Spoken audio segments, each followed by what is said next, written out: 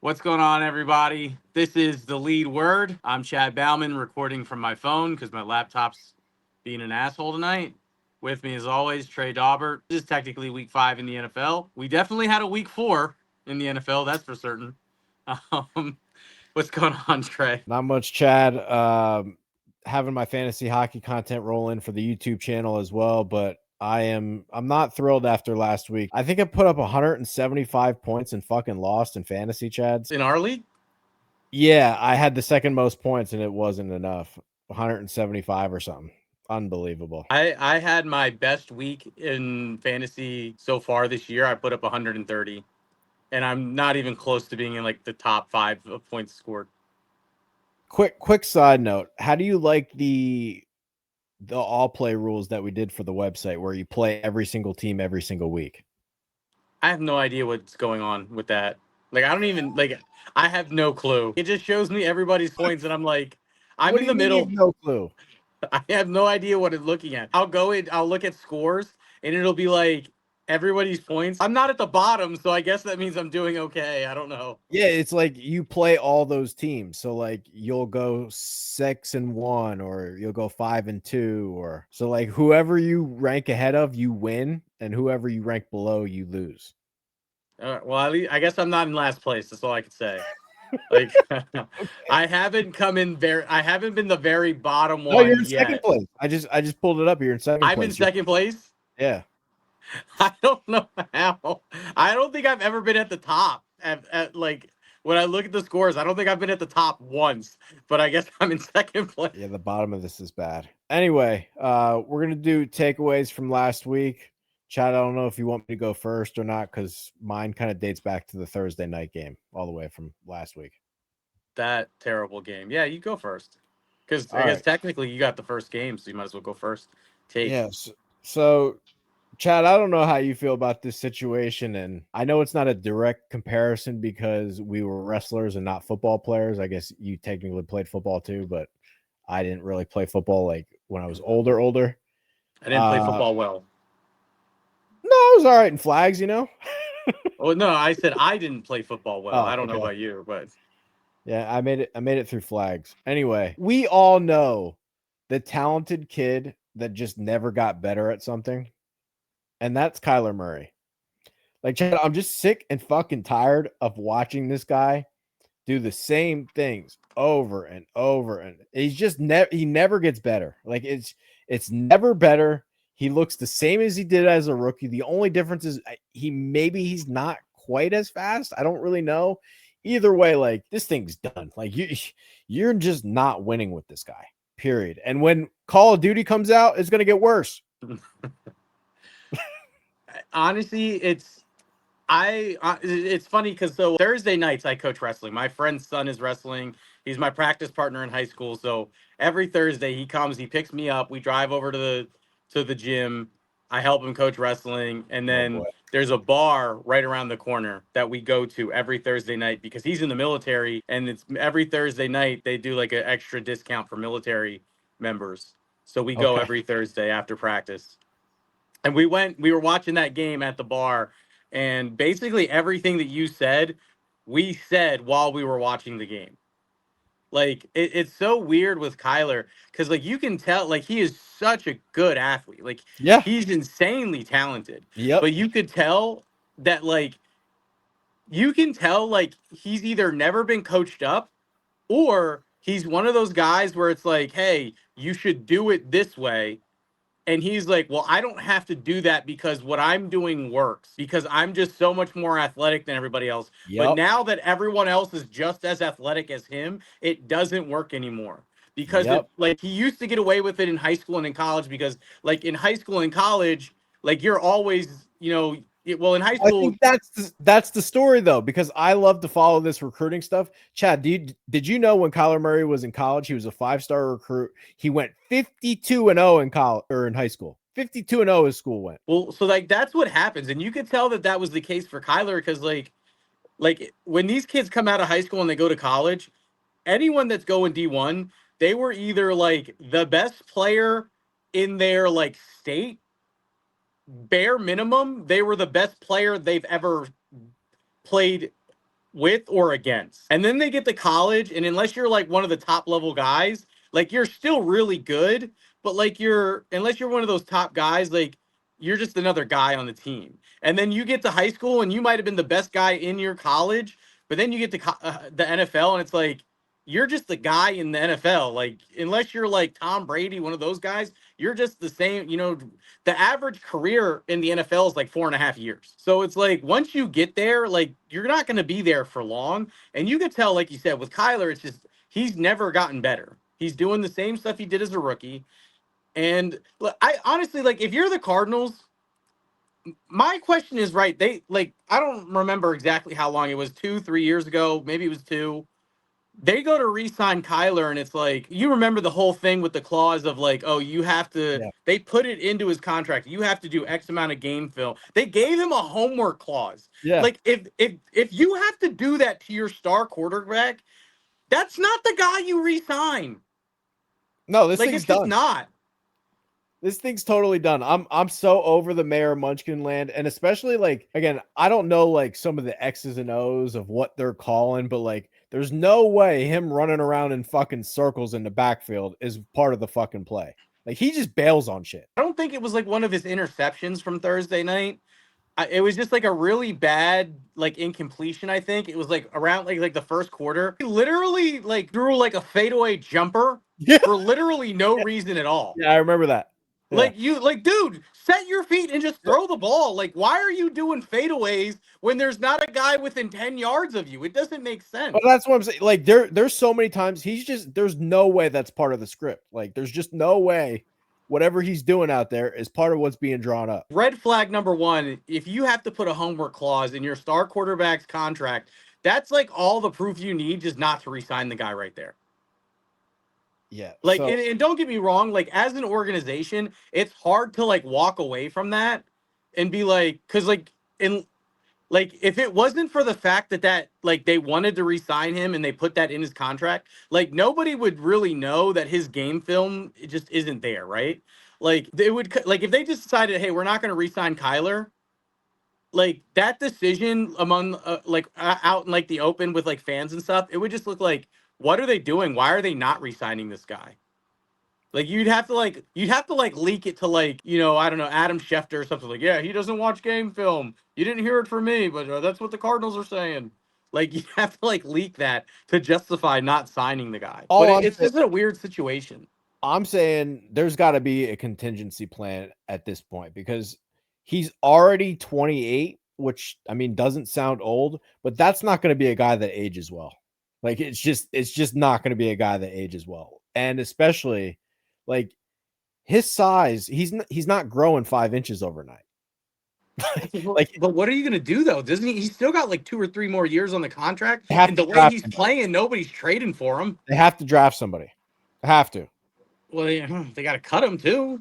They Well, eat I don't that know if dead you cap money. I don't know if you cut him right away, but like there has to be a plan to bring somebody else in. Has to, because they're not going anywhere.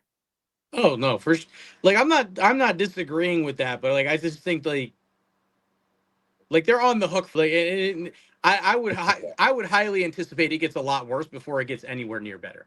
Oh, it's getting worse. That's why I'm bringing it up. It's gonna get worse. No, I mean like even if they draft a guy, like you think he's taken that well? I don't care. I don't No, care. I mean just from the aspect of like what's he going to end up doing to like the All right, rest of your team. I got it. So he's technically under contract, but if the Cardinals move on in 2027, it'll only be $7 million of dead money. Next Okay, year, so you got to cut him in the offseason of 2026. no, the offseason of 2027. So you're stuck with him for this basically 3 years. No, for next year, you have to keep him too. Well, you said you have to cut him in the offseason of 2027. Yeah. So Oh, so okay. When you said the offseason of 2027, I was thinking like he's there this year, he's there next year, then yeah, he's there the year after, and no, then the offseason of that year. So basically in 2028, that's when you cut him. I see what you're saying. So he's basically at the end of next season, he can be cut. Okay. yeah. Okay. Yeah, all right. Well, Time. you got to do what you got to do. Time to draft somebody. And the guy you draft doesn't have to start week 1. Be a transition process. Or not even that. Just suck for like 5 years.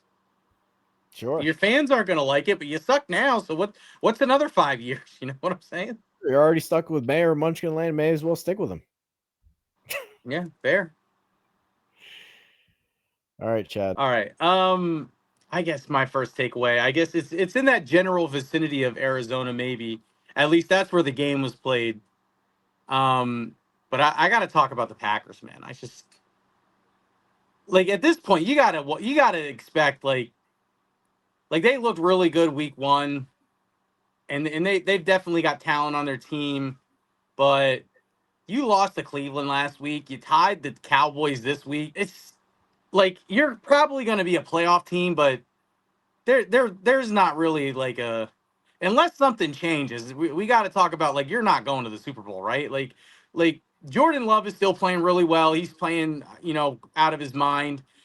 Um, the offense, is scoring a ton of points. Well, with the exception of last week, the offense is scoring well. But even with Micah Parsons, it just kind of feels like defense they couldn't do anything against Dak. And I guess they technically held Cleveland to 17 points, but I mean that's Cleveland. I could hold Cleveland to 17 points. It's they just I don't just as of right now, it just doesn't feel like there's a whole lot of like playoff expectations on the Packers after these last 2 weeks, unless something changes over the obviously we're still only 4 weeks into the season, but like I think it's just dreadful football these last couple weeks from them. I'm not ready to panic yet. I think they're still really, really good. The only real concern is if they lose Jacobs, really. Because, like, if he goes down and their running game isn't the same, then it would be a problem.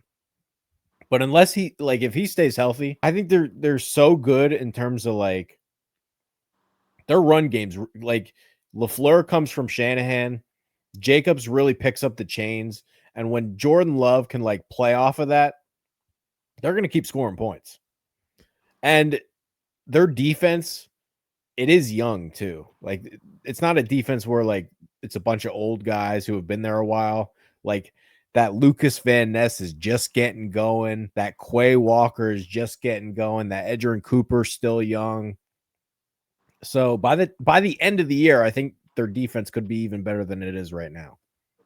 Okay. I mean, like I said, I did, remember I said it was still early in the season, but I think you got to be concerned at, the last 2 weeks. There's no reason why you tie with Dallas. Let's be honest. No. There's no reason for it. I'll say this. That might have been Prescott's best game I've seen from him in like 5 years, 10 years. He was out of his mind. I mean, still, they CD Lamb. Yeah, no. And you that's what I'm saying. and That's what I'm saying. Here and you couldn't tackle Kevon Turpin, right? Like, yeah. But he is fucking shifty as hell. Yeah, but that's probably I've seen Kevon Turpin catch more balls in that game than I've probably seen him catching, excluding punt returns and kickoff returns. That's the most catches I've seen him have in his entire career. You got to give Jerry Jones credit for one thing. He got special teams really well. Brandon Aubrey and Turpin. He's got his special teams locked down. But here's the thing, though. Like, even when Kevon Turpin wasn't just running like catching whatever his name is, I don't know. I thought it's Kayvon. Cavante. All right, I was close. I missed a syllable. Oh well. Very little space in my brain for Cowboy player names. Yeah. The only one I really remember is Dakota Rain Prescott, and that's just because I like to make fun of him. But Kevontae Turpin, like he was like even on like actual pass plays, like he was open. Yeah, I think pretty good. I've never seen him run a good route, with the exception of being like drag across the field. Like he's fast. He can run. I don't know. I think if you get tooled up by Kevontae Turpin, I think there's a question there. I don't know. I'm not worried about the Packers. I just think that their division is probably the most concerning part. Like they got to really bring it because Detroit, Minnesota, and maybe somehow the Bears can figure it out. Like it's not really an easy gauntlet. Okay. Well, I mean, like I said, they'll probably be a playoff team, but still, I think Yeah, they'll make the playoffs. you've got to. I mean, after these last 2 weeks, like I said, you got to do something because like that loss, this tie, that's just 2 embarrassing weeks of football. And I know people will probably be like, "Well, Chad, you're an Eagles fan, and the Eagles haven't been winning pretty either." I'm just saying, like we didn't lose to Dallas, and I don't care what people say. A tie is a loss. Like you didn't win, so it's a loss. And the Buccaneers, the Rams, and uh, They're on a bye this week. Green Bay. well, hopefully, hey, maybe they'll get lucky and they'll figure some stuff out like the Eagles did last year coming out of their bye. Because the Eagles, like I said, they need to do something. They need to figure something out. I just looked at the schedule. So Green Bay plays Cincinnati coming off the bye, which is a perfect transition for exactly what I want to talk about. I mean, also too, I'm pretty sure that's literally what happened for the Eagles last year. They had their bye and then they played Cincinnati. So maybe the Packers are going to the Super Bowl. Maybe I don't know what I'm talking about. Yeah. Well, Chad, I'm not an X's and O's guy. Like I'm not breaking down tape. I'm not going over play calls. I like to look at things from like a player and GM side of things most of the time. With that said, Zach Taylor can't be your coach anymore. Like by the way, we've seen Brian Callahan is running the Titans. That team sucks.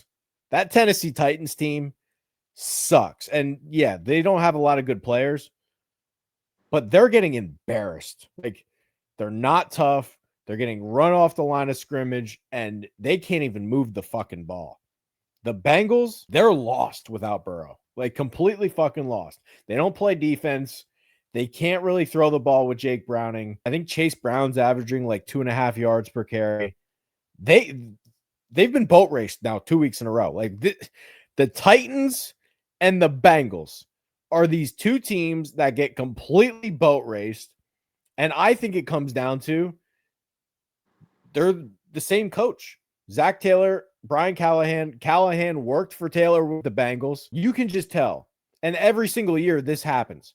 They're not tough. They have no real leadership. They have no like culture that they're buying into. Jamar Chase is going over to him at the sidelines, mouthing off to him. They're built on wide receivers. And now Burrow's hurt. It makes you wonder how many sins Burrow has actually covered up here because this team is not even. It would be one thing if they're losing. They're not competitive. I mean, you're not wrong. I mean, and as far as being an X's and O's guy, like yeah, there's something to be said there. Like it's kind of hard to like be like, oh, this guy missed a route, this guy missed Yeah, a block, just going off of like the broadcast camera and stuff like that. Unless you're breaking it down on like the all 22, exactly. like it's kind of hard. But here's the thing, though, right? It's kind of like porn. You know it when you see it, Yeah, right? yeah. We're not seeing it, and I think you kind of mentioned it. Like Burrow was covering up a lot of it, but that was just because they had Joe Burrow, who's a really good player, but they don't have anything else outside of skill players. They don't have anything. There's that when Joe when they drafted Jamar Chase, right? That was the year that I think Penny Sewell was coming out in the draft as Yep, well, and they yep. made that meme where it was like, if you draft if you draft Penny Sewell, this is what you get. It's like Joe Burrow, Penny Sewell, and then like anybody at wide receiver, and it's a completion. But then it's like if you draft Jamar Chase, it's like the opposite. It's like Joe Burrow is getting sacked in the backfield, anybody at lineman, and then Jamar Chase is wide open downfield. That's what we're getting because they haven't paid attention to the offensive line. In fairness, that meme should be more applied to what the Dolphins did, taking Waddle over Penei Sewell, because at least Chase is like the best receiver in the league. Yeah, but still, like, I don't care what you say. Joe Burrow with time it could make Nelson Aguilar happen again. I don't care what anybody says. Like that would work. But I'm there's just no offensive line there. Like, and it's, I don't think it's like, I don't know if it's necessarily a culture thing because I'm not in their locker room. I don't follow the Bengals, close enough to be like, oh, what's going on in that locker room. But I do know like you said, they get blown off the ball on every snap. That could easily be a talent thing. well, here's my thing too, because every single year the Bengals come out slow. This isn't a 1 year thing where they start slow. Every fucking year, this team, they don't practice, they don't play hard in the preseason, which I'm not for playing the guys in the preseason either. But you can tell those guys don't come in the best of shape to start out the year, and then they build on top of it. Like, how many years in a row has the Zach Taylor team just been soft at the start of the year? That's coaching. This team never gets off to a hot start ever. I mean, I'm not in the same view as you. Because the Eagles do that too. They don't play in any of the preseason games, which again, I'm not saying you got to play your guys every single preseason. Like, I'm not like, oh, Dan Campbell, like we've got to Yeah. do, the starters in like 50% of all the snaps in the preseason, But you but can they should tell. get some time, I feel like, in a preseason game, at least one. But my thing is again, like I think it's a lot more. I don't want to again. I don't know if it's necessarily coaching versus talent because like even as you said, like yes, they start out slow, but even when they get to the end of the year, Joe Burrow is still running for his life. They're Yeah. still the only But thing that the only reason why they get any traction in the run game is because you have to respect the Joe Burrow pass so much. Like, and it gives them an advantage of like, hey, those linebackers, they're a step slower downhill because they're worried about the pass. Those defensive linemen, maybe they're in a pass rush kind of mood, and then they got to switch into you know the but the run stopping mode. So but you brought up two things I want to say. First, you said Dan Campbell. Dan Campbell, we know what his culture is. We know exactly what his culture is. There's there's no and ifs or buts about what his culture is. I don't know what the fuck Zach Taylor stands for. I don't know what the fuck his identity is, other than the fact, and you brought up their run game. They're in shotgun the whole fucking game, Chad. Their entire offense is 2 minute drill. Like when the Bengals are behind and need to throw, it's the only time they ever look comfortable. but I don't ever see that. that's because it's all Joe Burrow. Like you're not going to line Joe Burrow up under center just to watch him have a guard thrown into his lap 10 seconds after the 10 milliseconds after the ball is snapped. How do Like you how do you build you any have to put him in shotgun. You can't put him under center. how do you build any toughness, any run game when you're not under center? They're in shotgun all the fucking time. Again, if they lined up under center, like there would be literally as like honestly, I could imagine this. All you would need is one half decent nose tackle, and all he has to do is like touch the center, and then you're getting a sack on Joe Burrow because he as soon as he touches the ball, it's gonna be over. All I'm saying is, if I'm running the Bengals today, I'm begging Nick Saban to take the job. I think there's a lot to be said about culture. Like I do think like, and a lot of people, and again, I'll bring up the Eagles when I say this. A lot of people say like, what does Nick Sirianni do? Nick Sirianni, like he's established the culture in Philadelphia, but at the same time, the Eagles have a really talented roster. Dan Campbell has a really talented roster and a not so talented quarterback. But Jared Goff looks like a world beater half the time because their offensive line is so good. It does so much for them to have those offensive linemen, and you just don't have that in the Bengals. Like, even if they had a decent offensive line with Joe Burrow at quarterback, they'd be like really, really good. And like we wouldn't have to talk about like, oh, slow starts. I don't know how much of it is a slow start or how much it is they're just very not good at playing football. I would beg Nick Saban to take the job. I would say that at the very least, if you're firing the head coach, you have to send the GM with him. Oh, there's no question about that. The Bengals have been one of the worst run teams in terms of like, Chad, I couldn't tell you the last time they made a trade, like a trade period. Couldn't tell you the last time. Look, all I'm saying is like from my point of view, right? With a roster this bad, and I don't know, maybe I'm the odd one out here. My point of view is always fire the GM before you fire the coach when you have a bad roster. If you have a good roster and the results aren't there to match with the good roster, then you fire the coach. Yeah, but here's the But they problem. don't have a good roster. They have good skill players, and then that's it. Here's the problem. They have like one guy on defense. They have Hendricks on defense, and that's it. And then they have skill players on offense. That's all they got. But here's the problem. Mike Brown runs the team. You can't fire Mike Brown. I don't know. I was gonna make a joke in very poor taste. I won't make the joke that I was gonna make. But I don't know. He's Jerry Jones. Mike Brown runs the team. You can't fire Mike Brown. Have him. What did they do with Britney Spears? They got him a conservatorship. Get you one of those with Mike Brown, and then hire a GM. Do the same. Well, no. Dallas, you don't do that. The Browns, I don't care about or the Bengals. I mean, I don't care about. But Jerry Jones, we love you as GM in Dallas, so you could say. All right, Chad, hit your last one. I can't talk about them any longer. I don't know. My takeaway here, I think it might be kind of similar to yours with Kyler Murray, except not so much Call of Duty focused, and he does actually seem like he's trying.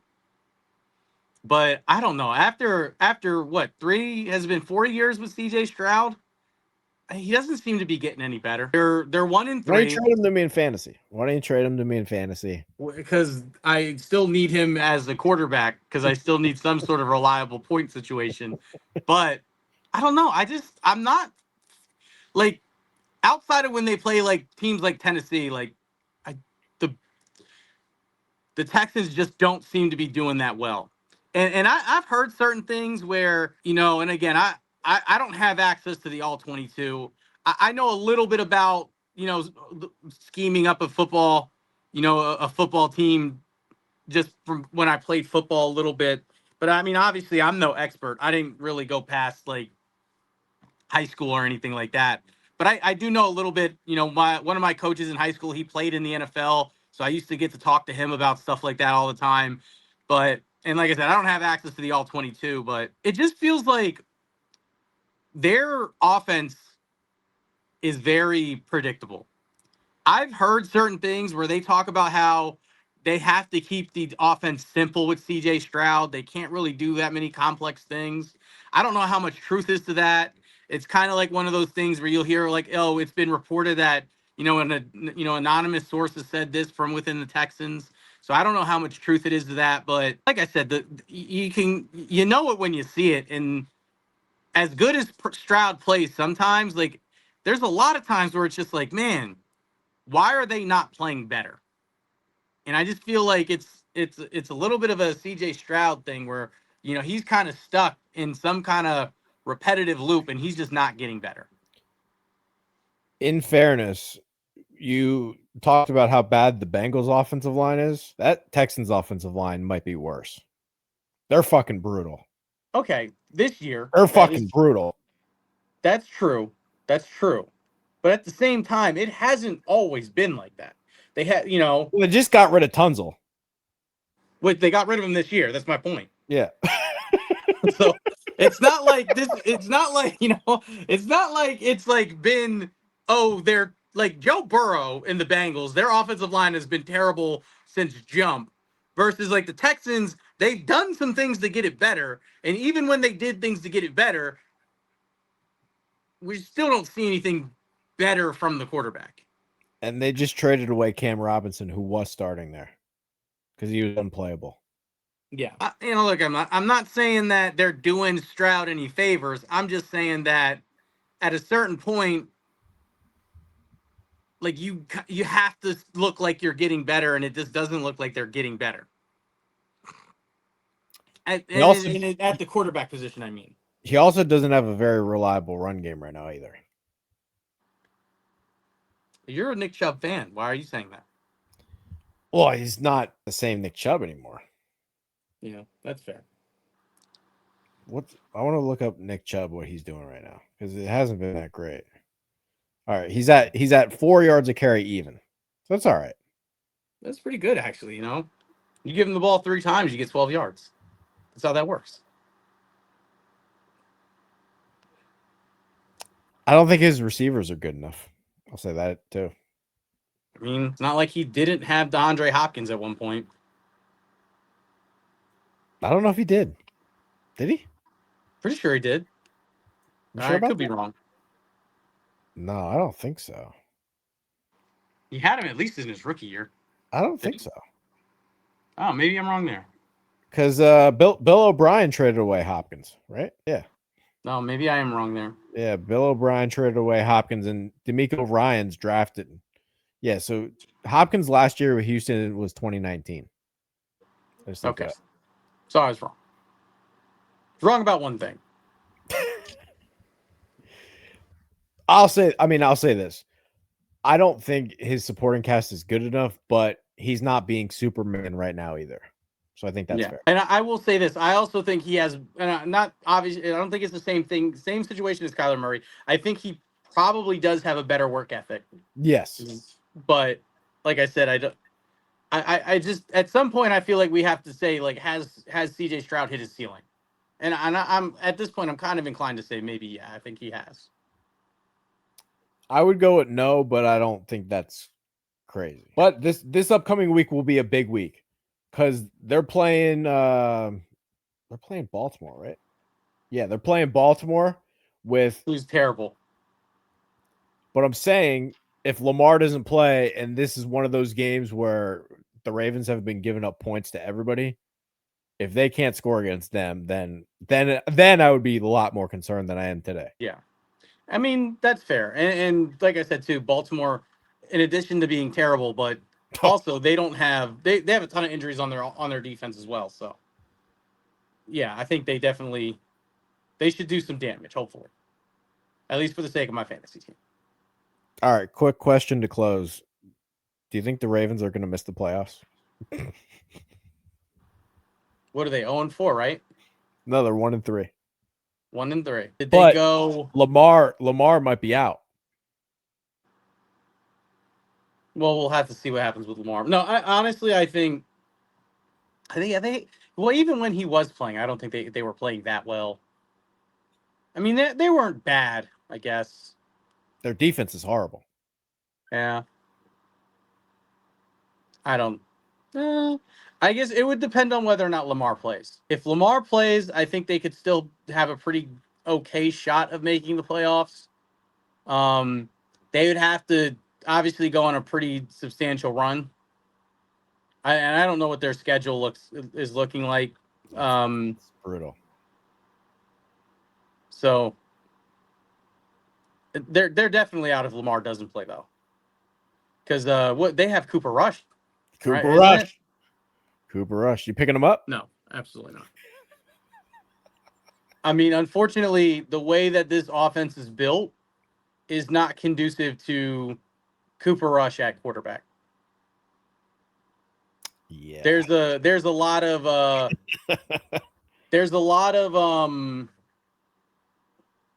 what is it? What is it called? Read options up the middle in their playbook. Yeah. And I don't think Cooper Rush has the same ability to hit the hole in the. I don't think Cooper Rush is hitting the A gap quite as fast as Lamar Jackson. Yeah, they lit all the read options on fire for the playbook. Yeah, I don't see it, and that's literally like an entire page of their playbook. If they still had like paper playbooks, that would be like an entire page, like an entire chapter dedicated would be read options. But they don't now. They have iPads, so I don't know. I don't know what you do. You just delete that section of the iPad, maybe. I don't know those files. All right, Chad. Good show. We'll be back next week. Yeah. Don't forget to subscribe to our YouTube channel, like the video, leave a comment, help us out with that algorithm. Check out the website, vendettasportsmedia.com. See some interesting posts. Root for your favorite fantasy hockey team when that stuff gets going, because I'm sure you're writing a post about it. Or if you haven't already. Yeah, there's several out already. Okay. Go check out my team, because apparently I did really well this year. So I got Connor McDavid. That's the guy. Yep. I think that's also the first time I got his name right. So good for me. But we did talk about it like before we actually started recording, so that's probably why. Anyway, thanks for watching, and we'll see you next week.